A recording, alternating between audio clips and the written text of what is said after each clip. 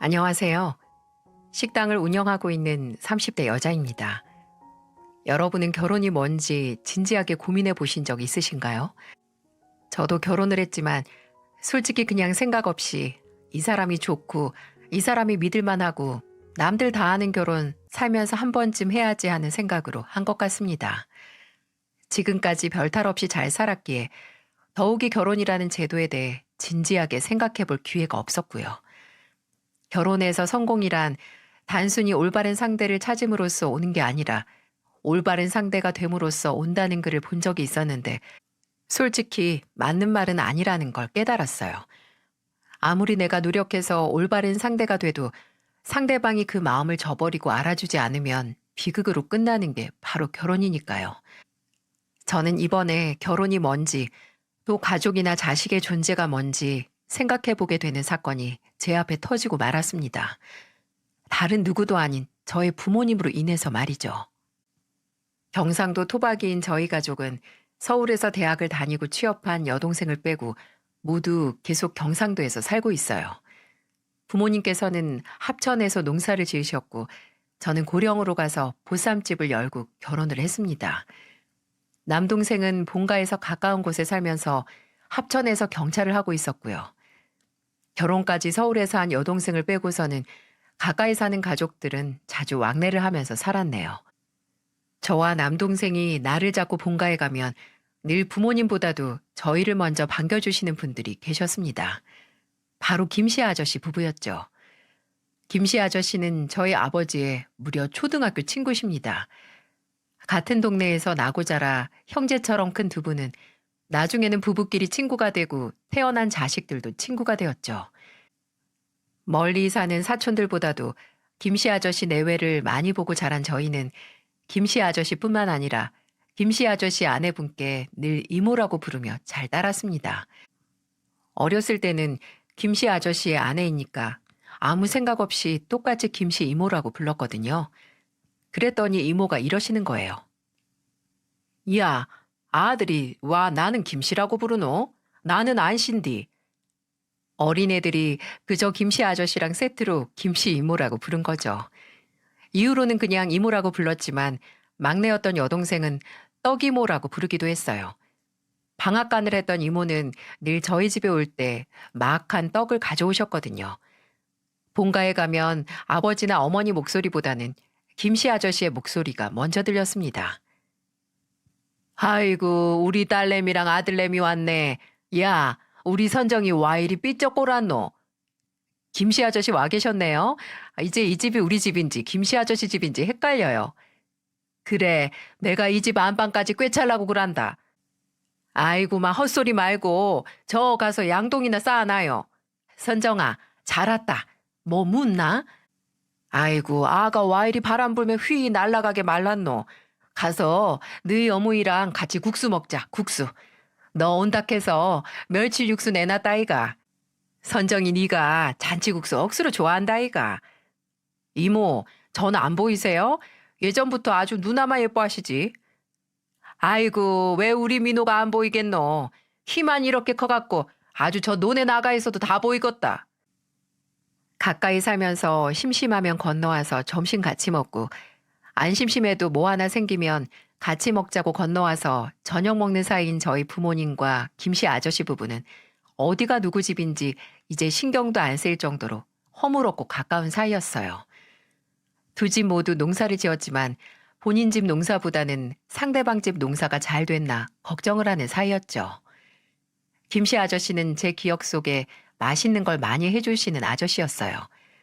어렸을 때 여름만 되면 연례 행사처럼 가까운 계곡으로 두 가족이 나란히 놀러 갔었는데 그럴 때마다 아저씨 손에서는 집게와 가위가 떨어지지 않았거든요. 장어도 구워주시고 고기도 구워주시고 저희 배가 터질 만큼 빵빵해진 걸 보셔야 본인 입에 고기를 넣기 시작하셨고요. 신기한 게 평소 술을 안 좋아하셔서 입에도 안 되는 저희 아버지는 꼭 김씨 아저씨만 계시면 술을 드셨어요. 김씨 아저씨 앞에서는 술 한 잔 걸치고 풀어진 모습을 보여주셨죠. 제가 왜 매번 김씨 아저씨랑만 술을 드시냐고 물으니까 아버지는 이렇게 대답하셨어요. 내가 마음이 편해서 그런다 아이가. 마누라랑 아들 앞에서 안 보여주고 싶은 모습은 김순천이 앞에서는 마음 편히 보여줄 수 있다. 저는 그 말을 듣고 아, 이게 무뚝뚝한 경상도 사나이들의 우정인가 이런 생각을 했었습니다. 김씨 아저씨 가족과는 기쁨뿐만 아니라 슬픔 또한 나눴어요.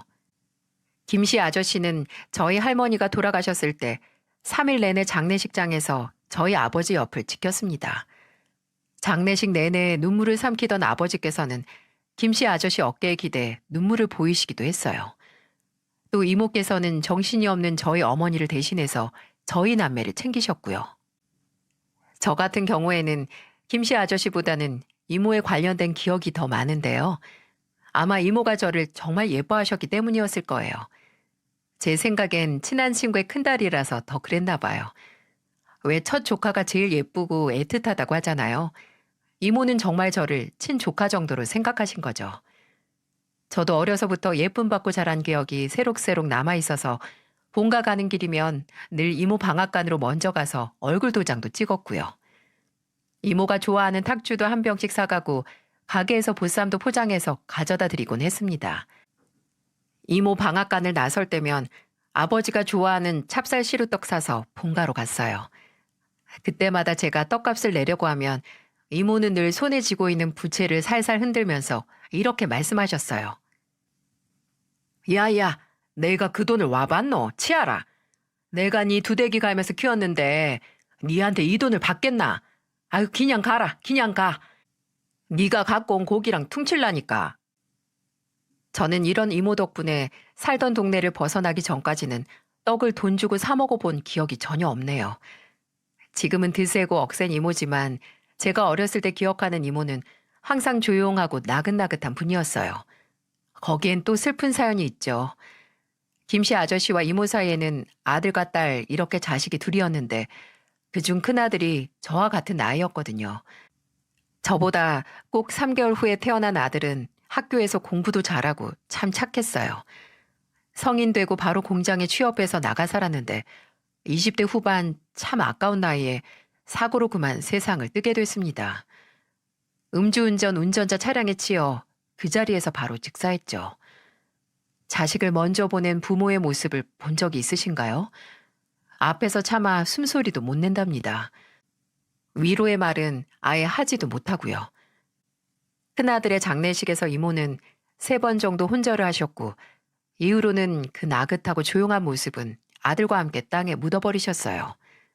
억울하게 떠난 자식에 대한 슬픔으로 세상에 대한 불만과 원망이 많아져서 이리저리 시비도 참 많이 거셔서 싸움도 많이 났네요.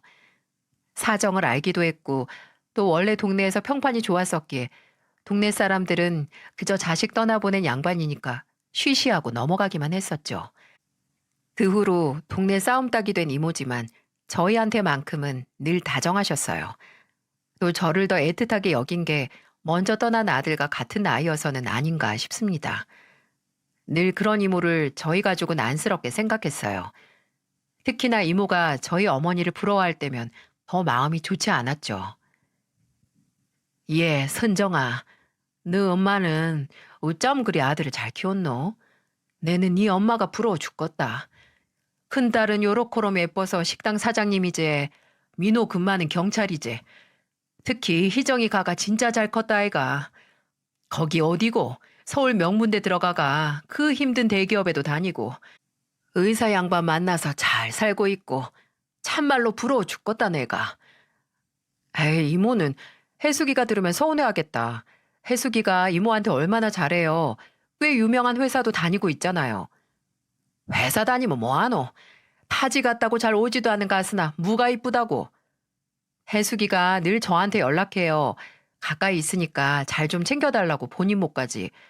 혜숙이가 이모를 얼마나 생각 많이 하는데요.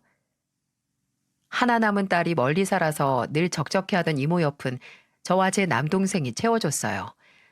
김씨 아저씨와 이모가 저희에게 잘해주시는 만큼 저희도 또 다른 자식들처럼 살뜰히 모셨죠.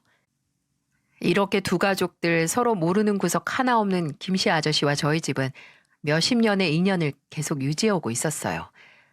집안에 숟가락이 몇 개고 젓가락이 몇 개인지 죄다 꿰차고 있을 정도였으니까요. 그렇게 서로가 서로의 울타리가 되어주며 가족처럼 지내왔는데 이 울타리는 죄다 무너질 수 있는 허상이었다는 걸 알게 되는 끔찍한 계기가 있었습니다. 아버지의 경운기 사고로 세상을 떠나시면서 모든 사실이 수면으로 올라오기 시작했어요. 정말 마른 하늘의 날벼락이었죠. 아니, 아직 경운기는 한 손으로도 끄떡없이 운전하시던 아버지가 경운기를 타고 가다 사고가 나다니 정말 믿을 수가 없었어요. 한창 저녁 장사를 하던 저는 남동생의 연락을 받고 급히 본가로 달려갔습니다. 아버지가 경운기 사고가 났다는 말에 두 손이 벌벌 떨렸죠. 손님이 있는 식당은 그냥 문을 닫을 수 없어 비번이었던 남편에게 연락을 해서 가게 마감을 하고 합천으로 오라고 했어요. 서울에 있는 여동생에게 연락을 넣고 본가에 도착했을 때는 말 그대로 초상집이 따로 없었어요. 적막한 집에 남동생 하나만 있었네요. 야, 민호야. 아, 누나 왔나? 어떻게 된 거야? 엄마는? 엄마는 병원에 갔지. 나도 누나랑 같이 가려고 기다리고 있었다. 아버지 사고 난 현장도 보고 오고. 야, 근데 경운기 사고가 갑자기 왜 나? 아버지가 그 경운기를 몇 년을 몰았는데 뭐 누가 친 거야? 아버지가 술을 드신 것 같다. 술 먹고 탔다가 언덕 아래로 떨어져서 경운기에 깔려 있는 것 동네 사람이 발견해서 신고했다. 미치겠네. 왜 술을 먹고 거길 타는데? 이게 다 무슨 소린가요? 술을 잘 드시지도 않은 양반이 왜 갑자기 술을 먹고 심지어 경운기에 올라타 운전할 생각을 한 건지 도무지 이해가 가지 않더라고요. 술을 드시고 탔다고? 아니, 누구랑 어떻게 드신 건데? 김씨 아저씨 아니야? 아버지는 김씨 아저씨하고만 술 드시잖아. 안 그래도 물어보려고. 김씨 아저씨 지금 엄마랑 같이 병원 갔다. 이모도 같이 갔고. 가서 물어봐야지. 평소에 술도 안 마시는 양반이 아니 왜 술을 먹고 핸들에 손을 댔냐고. 저와 남동생은 함께 병원으로 향했습니다.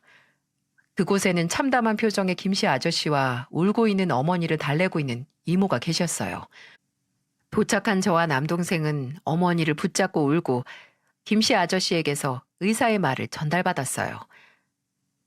아휴, 너희 아버지 경운기 밑에 오래 깔려 있었다고 한다.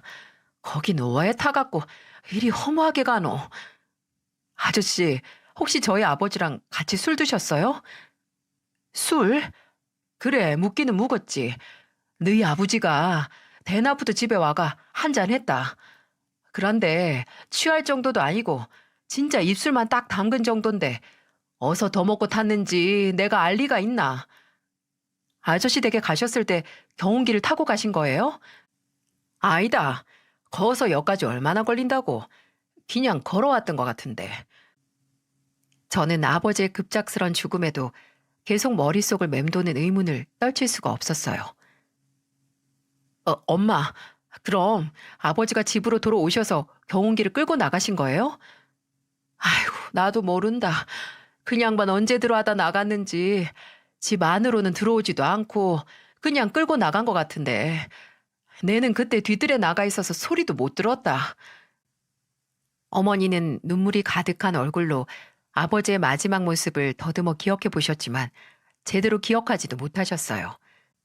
어머니는 끝내 울다가 기력이 다 떨어지셨는지 제대로 거동도 못하셨고요. 선정아, 너그 엄마 이대로는 안 되겠다. 내가 집에 데리고 가서 좀에 쉬게 할 테니까 너희들이 여기서 아버지 옆 좀 지켜라. 이모는 어머니를 모시고 잠시 본가로 내려가셨어요. 장례식 절차 전에 먼저 쉬고 오는 게 낫다고 판단을 하신 거죠. 그렇게 병원에는 저와 남동생 김씨 아저씨만 남게 됐습니다. 김씨 아저씨는 저희 조부모님이 계신 산소를 얘기하시며 아버지도 거기 모셔야겠다는 말을 하셨어요. 남동생은 일단 의사에게 아버지가 입고 계셨던 옷가지라도 받아와야겠다고 했습니다. 몇 시간 후에 여동생이 서울에서 내려왔네요. 애가 얼굴이 새하얗게 질려서 제 얼굴을 보자마자 무릎을 꿇고 울기 시작하더군요. 저희 자매는 그렇게 얼싸안고 한참을 울었어요. 지병도 아니고 예상치 못한 아버지의 죽음은 정말 실감이 안 날 정도로 너무나 충격적이었으니까요. 한참을 울다가 진정이 돼서 대기했다가 아버지의 사망 진단서를 발급받았네요. 저와 동생은 진단서를 나눠 손에 들고 앞으로 어떻게 할지 의논을 했습니다. 언니, 아버지는 그럼 할아버지랑 할머니 계시는 선산에 모시면 되나? 그건 먼저 연락을 해야 하는 거지. 아침에 군청에 연락해야지. 엄마는 어떻게 하시나? 농사 젓고 우리 집에서 같이 살자고 하면 들으시려나? 언니가 모시고 살게? 그럼 형부는? 이건 예전에 얘기 끝났어. 둘 중에 한 분 돌아가시면 모시고 오기로. 집도 가까우니까. 그렇다고 너나 민호가 모시고 살 순 없잖아. 민호걔는 아직 결혼도 안 했고 너는 너무 멀리 사니까. 난 상관없는데 엄마가 서울살이만 괜찮다고 하시면 우리 집 근처에 어머니 사실 아파트 하나 마련해드려도 되고. 너 의사 남편 두더니 어째 스케일이 커졌다? 뭔 소리래. 엄마랑 아버지 땅 팔면 그 돈으로 해드리려고 했는데? 우리 아버지 불쌍해서 어쩌냐. 아니 왜 안 하던 행동을 해서 이렇게 가셔. 남는 엄마도 불쌍해서 어떻게 하고. 언니, 내가 아버지 장례 끝나면 며칠 엄마 모시고 해외여행이나 다녀올까? 아버지 생각 안 나는 데서 바람 좀 쐬면 여러모로 도움되지 않을까 싶어서. 엄마가 가신다고만 하면 좋지. 저와 여동생이 이런저런 앞으로의 계획에 대해서 얘기를 하고 있을 때 저 멀리서 남동생의 목소리가 들렸습니다. 누나! 누나! 저는 갑자기 저를 부르는 큰 목소리에 깜짝 놀랐죠. 야, 병원에서 왜 큰 소리야? 근데 너 얼굴이 왜 그래? 뭐야, 오빠, 누가 쫓아와? 다 큰 놈이 병원에서 뛰고 큰 소리 내서 잔소리 좀 하려는데 그냥 입이 꾹 다물어졌어요. 왜냐하면 여동생과 제 앞으로 다가오는 남동생의 얼굴이 새파랗게 질려 있었거든요. 아니 분명 새파랗게 질려 있다가 갑자기 제 손으로 머리카락을 벅벅 긁어 넘기면서 붉어지기도 하고 얘가 아버지 죽음에 큰 충격을 받아 제정신이 아닌 건가 싶었습니다. 그리고 계속해서 입을 달싹거리면서 뭔가 할 말이 있는 것처럼 구는데 속이 답답해져서 남동생에게 대체 왜 그러는지 물었어요. 뭔데? 너 왜 그러는데? 얼른 말해봐. 내가 정말 미치겠다, 미치겠어. 이게 무슨 일이고. 사람 답답하게 만들지 말고 빨리 말해. 무슨 일인데? 여동생이 답답해서 빽 소리를 지르자 남동생은 그제야 들고 있는 쇼핑백에서 뭔가를 꺼내더군요. 그거 아버지 옷이야? 사고 나셨을 때 입고 계셨던? 남동생이 쇼핑백에서 아버지의 옷이라도 꺼내나 싶었는데 제게 뭔가 건네는 남동생의 손에는 옷이 아닌 다른 게 들려있더군요. 바로 수첩이었어요. 아버지가 늘 가지고 다니시던 작은 검정색 가죽 수첩 말이죠. 이거 아버지 수첩이잖아. 이거 어디 있었어? 아버지가 가지고 계셨던 거야? 아버지 조끼 아가슴 주머니에 있더라. 근데 누나 한번 읽어봐라. 내가 말을 못하겠다. 대체 뭔데 그러는데 이게 뭐야? 답답하게 구는 남동생에게서 수첩을 가져온 저는 아버지의 손때가 묻은 낡은 수첩을 펼쳐보았습니다. 앞에 몇 장은 아버지 농사와 관련된 메모가 몇 개 있었고 그 다음부터는 아버지가 쓴 일기가 있었죠. 거의 맨 뒷장까지 그득그득 적힌 일기는 앞에 몇 자만 읽어도 그 자리에 주저앉을 뻔했었네요. 9월 26일. 초저녁부터 순천이가 집으로 와서 막걸리 한 잔 했다. 선정엄마가 두부김치를 해줬는데 내리 먹고 마시다가 그대로 잠이 든 것 같다. 잠들기 전에 순천이가 이놈은 막걸리 한 통을 채우는 꼴을 못 봤다. 라고 웃는 걸 들은 것 같다. 그렇게 한동안 있다가 주방에서 떨그럭떨그럭 거리는 소리에 설핏 잠에서 깼다. 선정엄마가 설거지를 하나 하고 무거운 눈을 들어 올리는데 나는 거실에 누워있고 주방 모습이 여실히 눈앞에 들어왔다. 술이 들어가서 그런 건지 눈이 뜨끔한 것 같고 어질어질했다. 근데 술 때문이 아니었다. 취해 누워있던 내 눈앞에 있는 주방의 광경 때문이었다. 설거지를 하고 있는 건 선정엄마가 아니었다. 내 친구 순천이었다. 그리고 그런 순천이 뒤에 딱 붙어있는 저 사람, 내 아이들의 엄마였다. 선정엄마가 설거지하는 순천이 뒤에 앞판을 딱 붙이고 붙어 있었다. 이게 무슨 일인가 했다. 눈앞의 모습을 이해하기 시작하자 간간히 소리도 들렸다. 선정엄마는 순천이 옆구리를 살살 만지면서 살이 좀 찐 것 같네 라고 했고, 순천이는 이에 당신이 맨날 맛있는 거 해주니까 그렇지 라고 한다. 둘이서 간질간질한 말을 주고받는데 난 도무지 움직일 수가 없었다. 당장 그 자리에서 일어나 이게 뭐 하는 짓이냐고 따져야 했지만 내 몸은 도무지 움직이질 않았다. 혹시 내가 술김에 헛걸 본 거면 어쩌나. 나는 그냥 누운 그 자리에서 그대로 눈을 감아버렸다. 아버지의 첫 번째 일기를 읽은 저는 그대로 굳어 있었습니다. 제 옆에서 함께 읽은 여동생도 미동도 아니 숨소리조차 들리지 않았어요. 지금 제가 읽은 이게 대체 뭐죠? 이건 몇 번은 봐온 아버지의 수첩이고 이 필체도 분명 아버지 건데 저는 그대로 얼굴만 들어서 앞에 있는 남동생을 보며 침을 한번 삼켰습니다. 그리고 이게 뭔데? 아버지가 엄마를 의심했던 거야? 아니 그것보다 이게 진짜야? 아버지가 술 먹고 꿈꾼 게 아니라? 이거 첫 일기가 거의 10년 전이잖아. 누나, 더 읽어봐라. 더 있다. 아버지가 이 뒤로. 저는 말을 잇지 못하는 남동생을 뒤로하고 수첩을 넘기기 시작했어요. 며칠 간격으로 써진 일기는 죄다 아버지가 쓴 어머니의 불륜. 네, 어머니의 불륜일지나 다름없었어요. 10월 3일. 미용실 간다던 사람이 안 와서 혹시나 하는 마음에 그 사람이 가는 미용실에 찾아갔다. 미용실 아줌의 말이 오늘 가게 안 왔단다. 환장할 노릇이다. 전화로 전화해서 받질 않아서 집에서 내리 기다렸다. 밤이 돼서 집에 오더니 뻔뻔한 얼굴로 머리하고 왔단다. 매일 가는 그 집으로 가냐고 물으니 거길 가지 요 조그만 동네 어딜 가냐고 하더라. 계속 안 좋은 생각이 들어 큰일이다. 10월 14일. 오늘은 큰 마음 먹고 외출한다던 선정엄마의 뒤를 쫓아갔다. 그 사람 앞에서 내 친구랑 바람났냐고 물을 수가 없다. 앞에서는 차마 입이 안 떨어진다. 내 눈으로 확인해야겠다 싶어서 미행을 했다. 선정엄마는 버스를 타고 한참을 가다 생전 처음 와보는 동네에 내리더라. 골목으로 들어가 어느 건물로 들어가길래 따라가 보니 아뿔싸 다방이다 다방. 친구 모임을 이렇게 으슥한 다방에서 하나 이런 생각을 하고 있는데 선정엄마가 나비처럼 하늘하늘 날아가 앉는 곳은 먼저 와서 기다리고 있던 내 친구 순천이의 옆자리였다. 순천이는 먼저 와서 그 다방에서 선정엄마를 기다리고 있었던 거다. 이제 더 이상 부정할 수 없게 됐다. 사이좋게 나란히 앉아 팔짱을 낀 두 사람을 보며 생각했다. 내 마누라와 나의 가장 친한 친구가 바람을 피우고 있다. 11월 30일.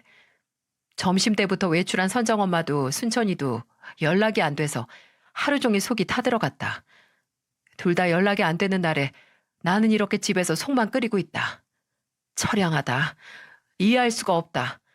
다른 사람도 아니고 순천이가, 내 마누라가 순천이랑 땅 사기 당했을 때 단 한 번의 고민도 하지 않고 대뜸 본인 통장을 쥐어준 게 바로 순천이다. 더 이상 뭐가 뭔지 잘 모르겠다. 지금까지 내가 살아오면서 얻은 보물 2개가 있다면 가족과 친구뿐인데 그 2개가 나란히 흔들고 있는 것 같다. 몇십, 몇백 개 일기 앞에서 저는 뭐라고 형용할 수 없는 감정이었어요. 아버지의 착각이 아닐까. 아버지가 뭔가 잘못 알았겠지 하는 생각과 동시에 우리 어머니가? 이런 걸 보고 혼자만 속 썩였을 아버지를 생각하니 당장 가슴이 미어지기도 하더라고요. 그리고 더 미칠 노릇은 저희 아버지께서 위암으로 투병 중이었을 때 쓰인 일기도 있다는 겁니다. 6월 3일. 위암 판정을 받았다. 속이 타들어가던 게 선정엄마의 바람 때문이 아니라 암세포 때문이었을까? 일찍이 가서 발견해 천만 다행이었다. 선정엄마는 당장 병원에 입원하자고 한다. 사람 붙여줄 테니 걱정 말라고. 내가 걱정하는 게 그게 아니라는 걸 이 사람은 알기나 할까? 내가 없는 틈에 순천이 그 자식과 아예 살림을 차리는 건 아닌지 걱정을 하고 있는데. 7월 21일.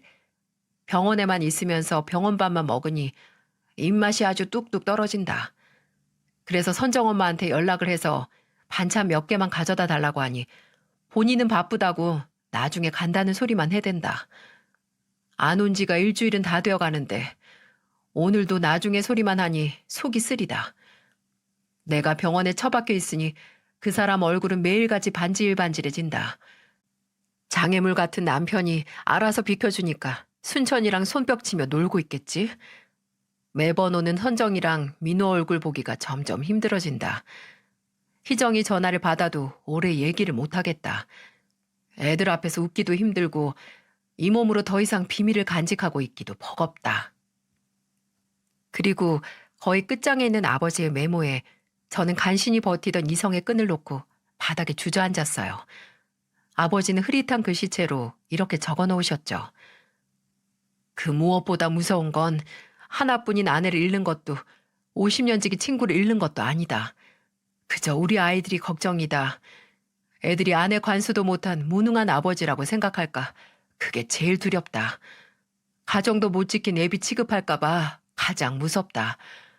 뭐라 용기 내어 해결도 못하는 못난 애비라 아이들에게 너무 미안하다. 아버지의 글은 저를 주저앉혔어요. 아무 말도 못하는 저와 여동생에게 남동생은 주먹을 바르르 떨더니 또 쇼핑백에서 뭔가 꺼내 저희에게 넘겼어요. 그건 바로 액정이 다 나가 있는 아버지의 휴대폰이었죠. 이렇게 다 깨졌어도 켜지기는 켜진다. 나도 처음에는 믿고 싶지도 않았는데 이어 다 있더라. 아버지가 사진도 남겨놓으셨다. 주저앉아 있는 저를 대신해 여동생은 당장 바스라져도 이상할 것 없는 휴대폰을 건네받아 확인을 했습니다.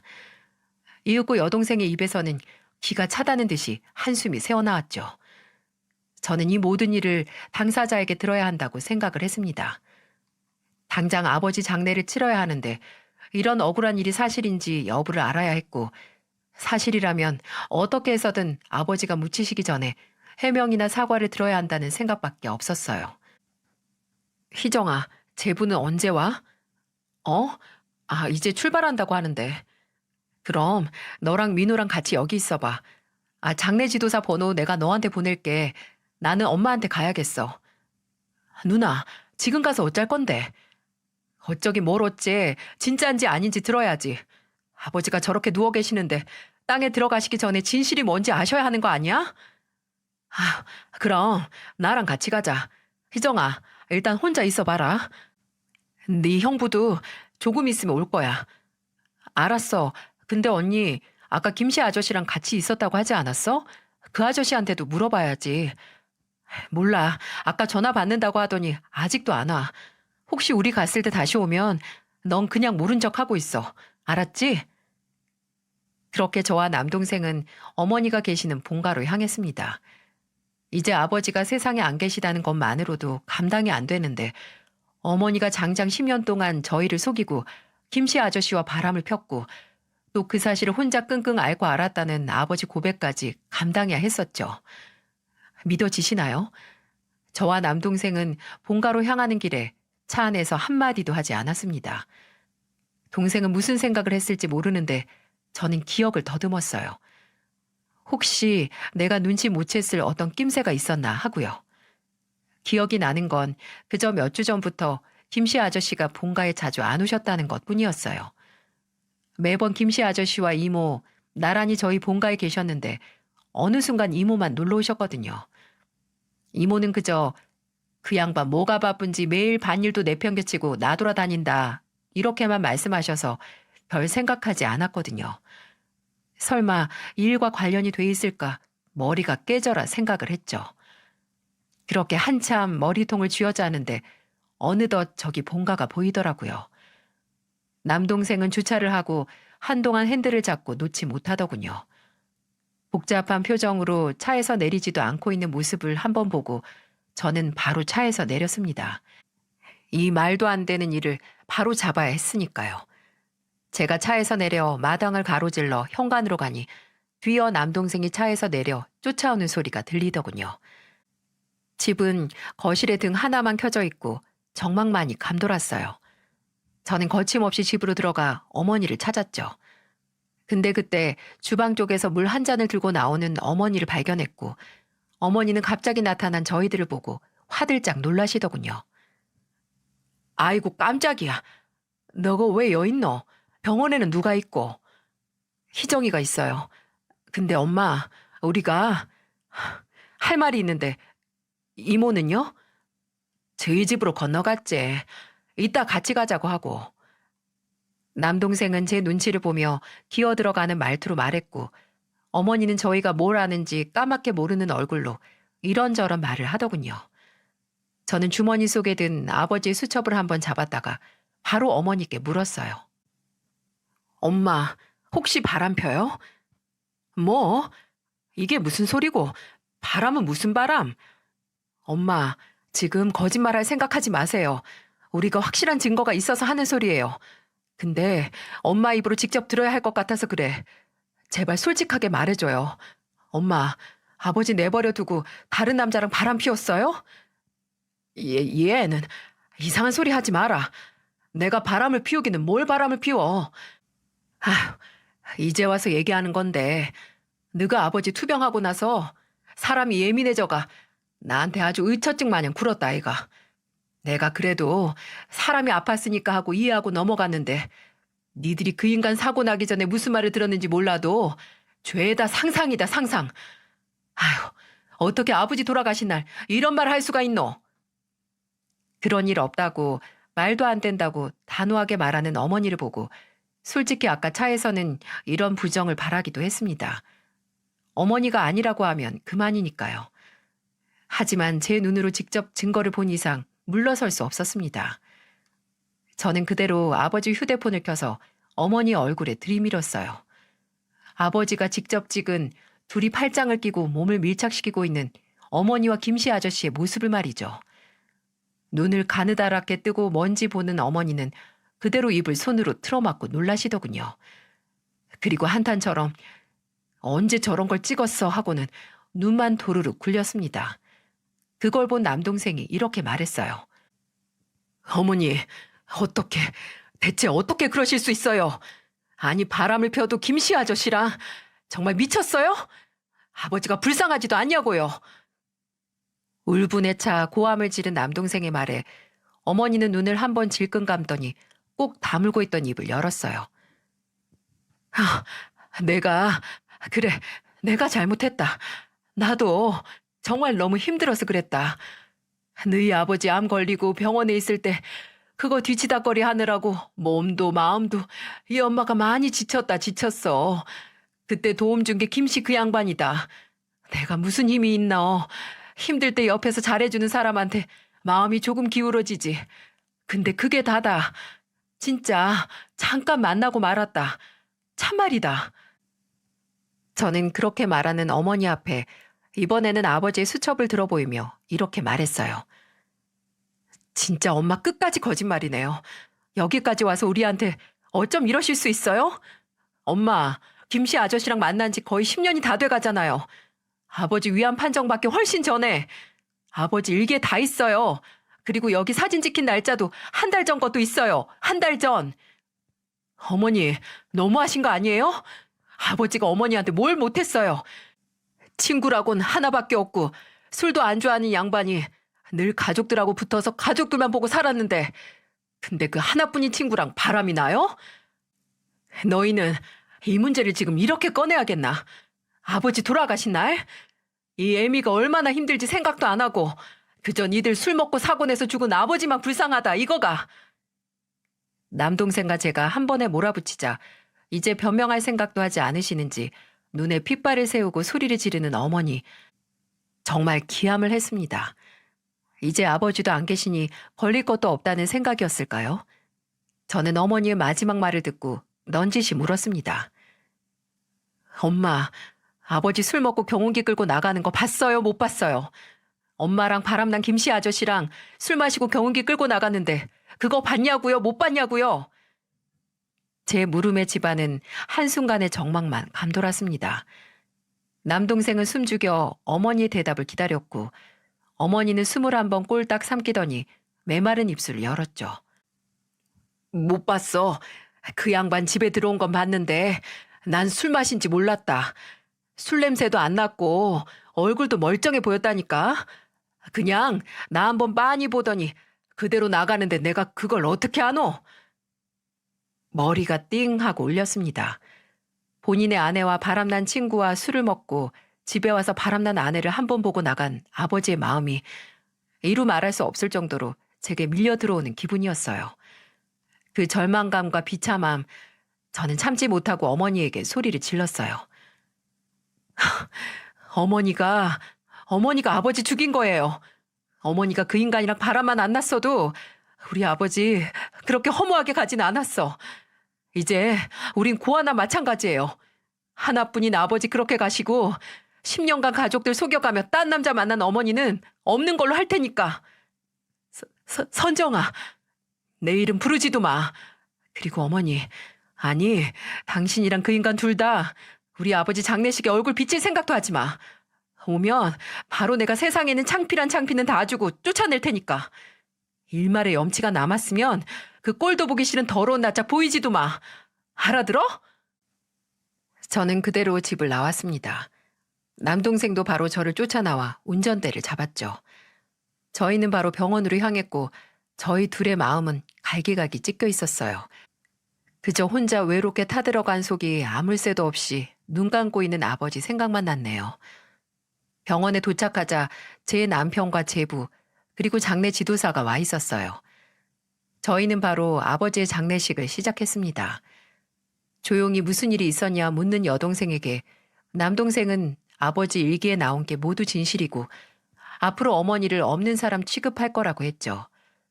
여동생은 그 말을 듣고 참담한 표정으로 고개를 끄덕였어요. 새벽에 장례식은 시작됐습니다. 친지들에게 연락을 돌리고 빈소를 마련하면서 내내 끔찍한 두통에 시달렸어요. 그 새벽에 먼 곳까지 오는 사람들은 가까이 사는 친지들과 동네 사람들이 전부였죠. 빈소를 방문한 조문객들은 하나같이 저의 어머니를 찾더라고요. 그도 그럴 것이 사이가 소원한 것도 아닌 부부가 배우자의 장례식 자리를 지키고 있지 않으니 이상해 보이긴 했을 거예요. 저희 셋은 그 물음에 아무 말도 하지 않고 그저 말을 돌릴 뿐이었습니다. 그때는 어머니에 대한 얘기는 전혀 입에 담고 싶지 않았어요. 그렇게 점점 시간이 가면서 빈소 조문객이 늘어나기 시작했어요. 온 동네 사람이 다 모인 것 같았죠. 새삼 저희 아버지가 얼마나 괜찮은 분이셨는지 실감하게 됐었네요. 근데 끝까지 그런 취급을 받고 혼자 그런 아픔을 감춘 상태에서 가시다니 정말 아버지 영정사진을 바라보지 못하겠더라고요. 빈소가 사람으로 반쯤 차갈 때쯤 저를 다급하게 부르는 남동생의 목소리가 들렸습니다. 누나, 저기. 육개장을 퍼담다가 남동생이 턱짓을 한 곳으로 눈을 돌리니 그곳에는 다시는 보고 싶지 않은 인간 2명이 떡하니 신발장 앞에 서 있더군요. 바로 어머니와 김씨 아저씨, 그리고 이모와 이모딸 혜숙이까지 4명이 나란히 들어오는데 제 눈에는 그저 그 2명, 어머니와 김씨 아저씨 2명만 들어왔어요. 제가 그 2명에게서 눈을 떼지 못하고 있으니 남동생은 귓가에 대고 작게 물었습니다.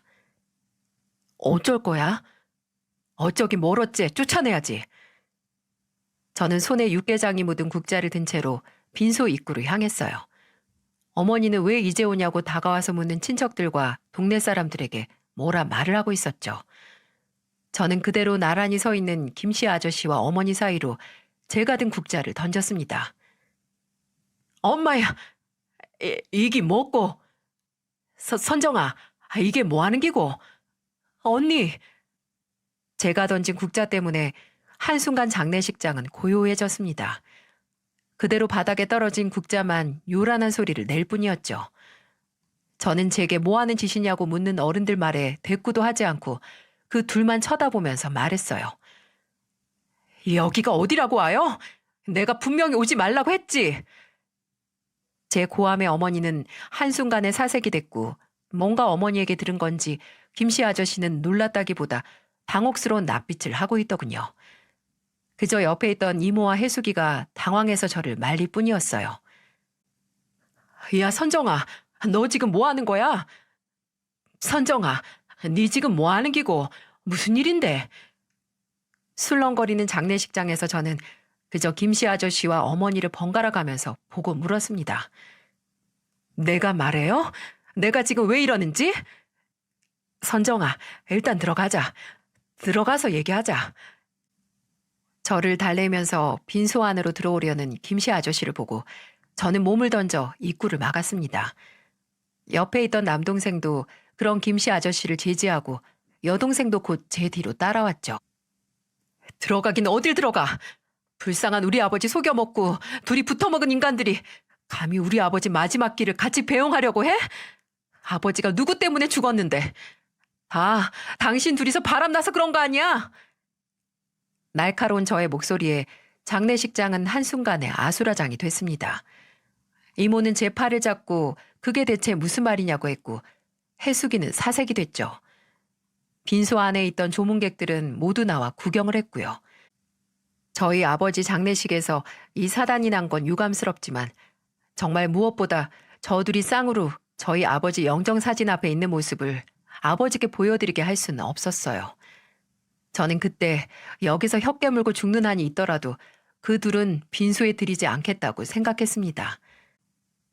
내가 분명히 말했죠. 둘 다 여기 오면 각오해야 할 거라고. 창피당할 각오하고 오라고. 근데 태연하게 둘이서 같이 들어와? 제정신이야? 당신은 몇십 년을 같이 산 남편의 제일 친한 친구랑 바람났고 당신은 50년 지기 중마고 마누라랑 바람난 주제 무슨 염치로 고개 빳빳이 들고 여길 와? 당신들이 눈만 안 맞았어도 우리 아버지 이렇게 안 죽었어. 해숙 아버지, 이게 무슨 말이고 지금? 어? 말 좀 해봐라. 선정이 아가 지금 하는 말이 도대체 무슨 말인데? 내도 모른다. 선정아, 일단 들어가자. 들어가가 얘기하자. 절대 안 되지. 당장 나가요. 우리 아버지한테 당신들 얼굴 보여주고 싶지 않으니까 더 이상 창피당하고 싶지 않으면 당장 나가라고. 선정아, 너 지금 제정신이야? 너희 아버지 빈소에서 이 난리를 치고 싶어? 어머니 말 참 잘하셨네요. 그럼 우리 어머니는 아버지 버리고 뒤에서 아버지랑 가장 친한 친구랑 바람나고 싶었어요? 우리가 빤히 옆에 있는데? 아버지가 다 알고 계셨는데. 남동생의 말에 어머니는 합주기 마냥 입을 꼭 다물고 얼굴만 시뻘개졌습니다. 김씨 아저씨는 와 미치겠네라고 말하면서 한숨만 푹푹 쉴 뿐이었죠. 우리는 이제 어머니 없는 셈 칠 테니까 알아서 사세요. 계속 저 인간이랑 뒤에서 만나든 혼자 살든 아무런 상관 안 할 테니까 이제는 가족 눈치 보지 말고 편히 바람이나 피우면서 살아요. 민호야, 너 진짜. 희정이 너도 같은 생각이가? 이 불쌍한 애미를 이런 취급하는 게? 불쌍하긴 누가 불쌍해요. 여기서 불쌍한 건 아버지랑 우리 셋뿐이에요. 엄마가 이렇게 만든 거예요. 10년 동안 바람 피운 거 이제야 돌려받는 거라고요. 한순간에 저희 남매에게 버림받은 어머니는 당장에라도 쓰러질 몰골이었어요. 저는 마지막이다 하고 이렇게 말을 했죠. 가세요. 가서 두 번 다시 우리 눈앞에 띄지 마세요. 연락도 하지 말고 죽은 인간처럼 지내요. 나는 당장 당신이란 인간 배에서 태어난 것만으로도 치가 떨리니까 이대로 우리 인생에서 나가라고요. 분이 풀리지 않아 부들부들 떠는 저를 보고 어머니는 그대로 고개를 떨구더니 휘청거리면서 장례식 건물을 나갔습니다. 그 뒤를 김씨 아저씨가 눈치를 살살 보면서 따라갔네요. 더러운 인간들. 근데 그때 제 눈에 이모와 해숙이가 들어왔어요. 이모는 등을 보이며 나가는 김씨 아저씨를 보고 굳어 있으셨어요. 해숙이가 뭔지 모를 표정으로 저를 한번 보더니 이모를 감싸 안고 나가더라고요. 참, 내가 못할 짓을 했구나 하는 생각이 들더군요. 저는 남편과 제부가 소란스러워진 빈소를 정리하고 있을 때 동생들 손을 잡고 아버지 영정사진 앞으로 갔습니다. 그리고 천천히 무릎을 꿇었어요. 인자하게 웃고 있는 아버지 사진 앞에서 저는 벌벌 떨리는 목소리로 말했습니다. 아버지 정말 죄송해요. 근데 정말 이렇게 안 하면 우리 아버지 억울해서 눈도 못 감으실까봐 무서워서 그랬어요. 불쌍한 우리 아버지, 아버지, 정말 죄송해요. 지금까지 아버지 상처도 모르고 이 못난 자식들이라서 정말로 죄송해요. 저는 제대로 말도 못하다가 넘어가는 소리를 내며 엎어져 울었고 남동생과 여동생은 그런 저를 보다 제 옆에 함께 무릎을 꿇었습니다. 저희 남매는 그렇게 눈먼 장님 마냥 아버지의 심정을 몰랐던 걸 한참 무릎 꿇고 빌었네요. 저희 아버지께서 이런 못난 남매를 용서해 주셨을까요? 남은 장례식 동안 어떻게 눈을 뜨고 있는지 모르겠습니다. 입관식에서 몸에 있는 수분이 다 빠져나가라 울고 그 후에는 껍데기만 남은 것처럼 이리저리 움직이기만 했죠. 나중에 남편이 당신이 그때 어떻게 버텼는지 아직도 모르겠다고 하더군요. 물도 잘 마시지 않았거든요. 아버지를 선산에 모시고 나서야 제 5살 난 아들이 미음을 퍼서 넣어주길래 뭘 먹기 시작했어요. 저도 남동생도 또 여동생도 한동안 제정신이 아니었어요. 남동생은 어머니가 안 계실 때 아버지 물건을 몇 개 정리해 가지고 와서 저와 여동생에게 보여줬어요. 그리고 버릴 건 버리고 태울 건 태우고 또 간직할 건 간직해서 처리했죠. 마음 같아서는 어머니를 아버지와 서류상 남남의 관계로 만들고 싶었지만 아버지가 돌아가신 마당에 불가능한 일이었습니다. 아직도 그걸 하지 못했다는 것 때문에 자다가도 벌떡 일어나네요. 친척들에게서는 대체 무슨 일이냐고, 이렇게 어머니랑 안 보고 살 거냐고 연락이 지금도 온답니다. 저는 우리 가족 일이니까 우리가 알아서 할 거라고 말만 했네요. 어머니는 몇 번 저희에게 연락을 해왔습니다. 저희 남매가 다 차단을 해서 연락을 받지 않자 제일 만만한 제가 아는 식당까지 찾아오셨네요. 저는 동네뿐만 아니라 경상도 전체에서 얼굴도 들고 다니지 못하고 싶냐고 했고 어머니는 말 한마디 떼지 못하고 갔습니다. 아버지 장례식에서 그 난리를 치고 후회하지 않겠다 다짐했는데 단 한 가지 제가 후회하는 점은 바로 이모와 해숙이 앞에서 그 꼴을 보였다는 거였어요. 저는 몇 날 며칠을 고민하다 해숙이에게 미안하다는 메시지를 보냈습니다. 내가 당장 우리 가족만 생각해서 그랬다고, 너와 이모에게도 상처를 줘서 너무 미안하다고 말이죠. 그리고 하루 뒤에 해숙이에게 연락이 왔더군요. 한번 얼굴 보자고 말이죠. 저는 곧바로 날을 잡자고 했고 그렇게 만난 해숙이는 퀭한 얼굴로 나타났어요. 그걸 보고 더 죄책감이 들었었네요. 저는 그런 해숙이 앞에서 어렵게 입을 뗐습니다.